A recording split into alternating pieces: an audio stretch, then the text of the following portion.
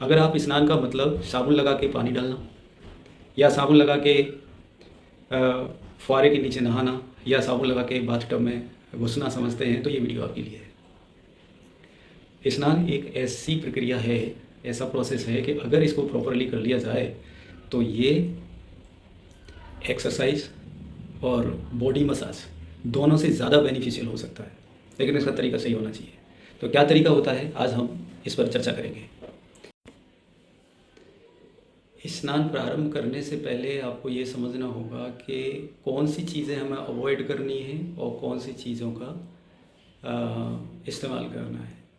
Avoid की जाने वाली चीज़ों में सबसे नंबर 1 चीज़ है शावर। शावर बिल्कुल नहीं। Second, bathtub no. सोप कभी कभी।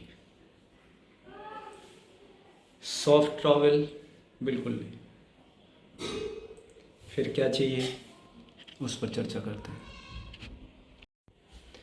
स्नान के लिए आवश्यक चीज़ों में से एक आवश्यक चीज़ है कड़क टॉवेल और साफ़ सुथरी बकेट चाहिए जिसमें पानी क्लियरली दिखे कि इसमें डस्ट वगैरह तो नहीं है, ऐसा उमक।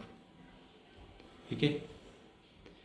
अब क्या तरीका है करने का वो आपको एक्सप्लेन करता हूँ।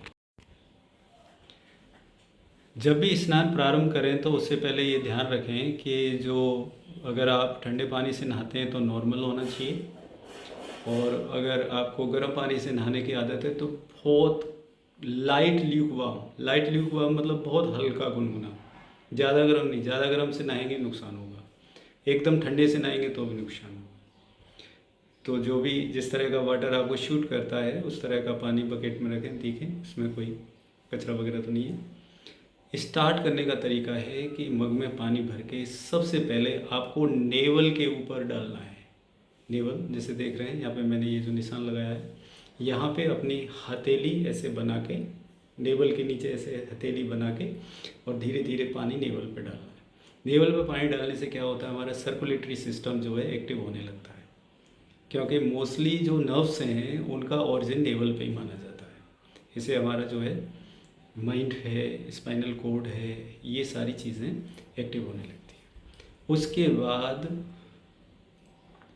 पानी को लेफ़्ट शोल्डर पे डालना है, लेफ़्ट बाएं कंधे में, उल्टा हाथ वाला यहाँ डालना है, फिर राइट पे डालना है।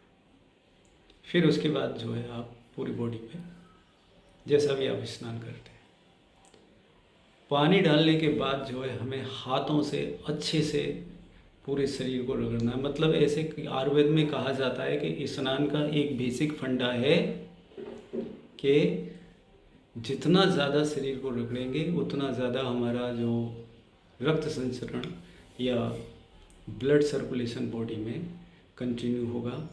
और एक्सरसाइज और योगा में भी, एक्सरसाइज में भी यही होता है, मसाज में भी यही होता है कि हमें ब्लड सर्कुलेशन एक्टिव करना होता है। तो आप पानी डालने के बाद अच्छे से अपनी बॉडी को रगड़ें। जितना अच्छे से रगड़ेंगे, हाथों को, पैरों को, सर को, जो भी है, पेट को ज़्यादा नहीं रगड़ना, ध्यान रखिए। पेट की जगह बैक को ज़्यादा रगड़िए, तलवों को रगड़िए। पैरों के जो तलवे होते हैं, पैरों के तलवों को रगड़ते हैं तो नर्वस सिस्टम एक्टिव होता है, और बैक को, पेट पे नहीं ज़्यादा।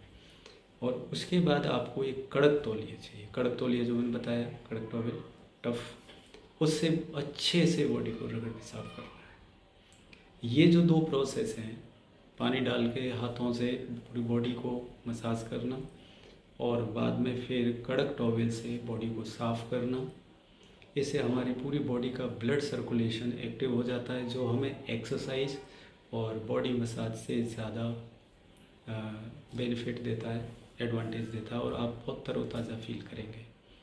और ध्यान रखिए, अगर आपको साबुन लगाने की आदत है तो उसको हफ्ते में 1 दिन लगाइए, क्योंकि साबुन जो है स्किन को रफ़ करता है। रोज़ाना ही नहीं, रोज़ाना लगाएंगे तो नुकसान होगा। तो इस तरह से अगर आप स्नान करते हैं तो मैं समझता हूँ कि आपको अच्छा भी लगेगा, माइंड बॉडी एक्टिव रहेगा। और स्नान का समय मॉर्निंग रखिए, सुबह का समय अच्छा माना जाता है। Thank you for watching.